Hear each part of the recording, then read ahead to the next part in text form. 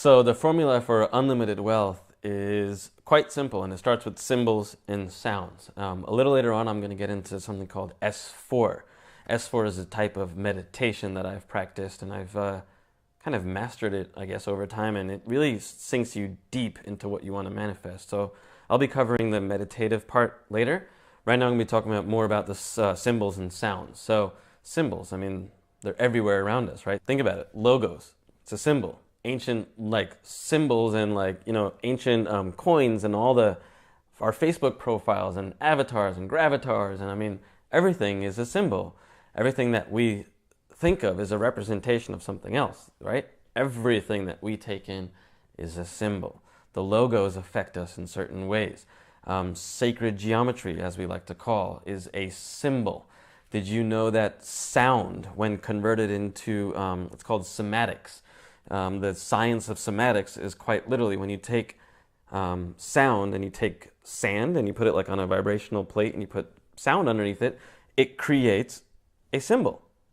And these symbols are actually so powerful. These symbols here are what we call yantras, and each of these different yantras represent a different energy, so to speak. So the one that specifically we're going to be concentrating on is going to be the Sri Yantra, and the Sri Yantra is what they call is like the master yantra. It's like the one that almost has all of them encapsulated into it. So when we combine these ancient symbols, they've been around forever. It's not just the Sri Yantra and yantras, but they've been around everywhere. There's the yin and the yang, it's like everything is a symbol. We talk about, we see the staff, we see the pine cone, we see all these different things that are used in ancient art. All of that is a symbol of some sort.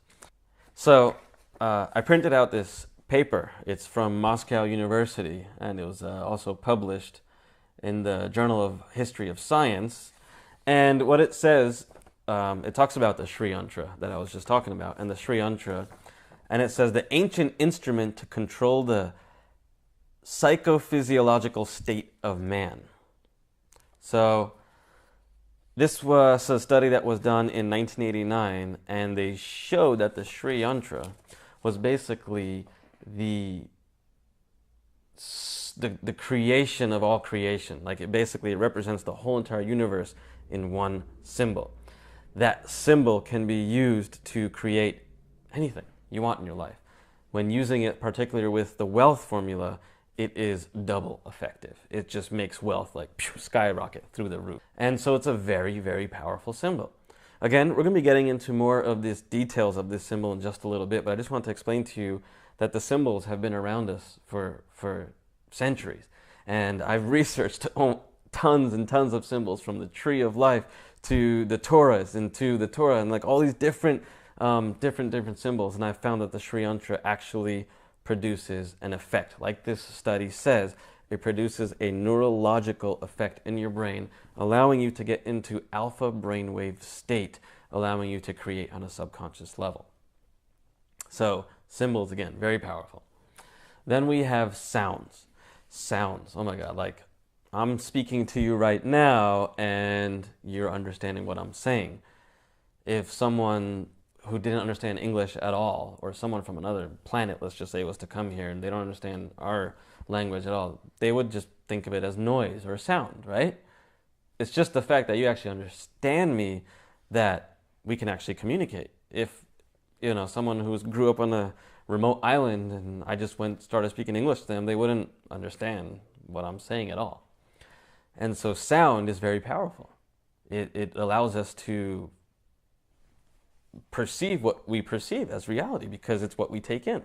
Again, our eyes take the symbols in, our ears take the sound in, right? Combining those two senses together, your two strongest senses are your eyes and your ears. If you can combine those two together and use them together, you're catapulting this to the next level. The sounds are vibrational. If you think about in the Bible, there was, the beginning, at first there was the sound. Then there's Om. We talk about Om as a sound, the sound that created the universe. All these different sounds have a representation.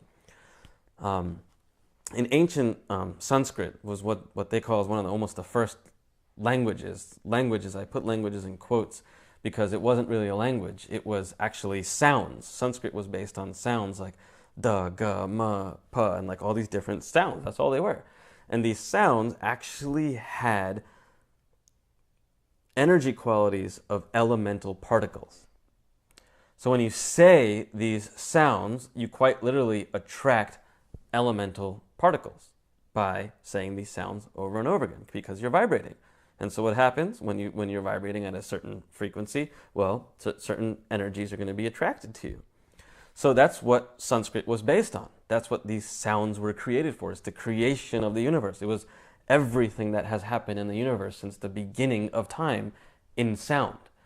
And so when you use these sounds in a certain format, in a certain sequence, it basically starts decoding the universe. It actually starts putting the universe in your favor. The Rig Veda is a very classic example of this. There's a very specific pattern to it. And it's this starts with this sound, and this sound multiplies into 2 sounds, which multiplies into 4 sounds. And so what we have is this systematic reference of sound of how the universe was created and what fell into place at certain times in the creation of the universe, and how humans were formed quite literally, and what we represent and how we interact with everything.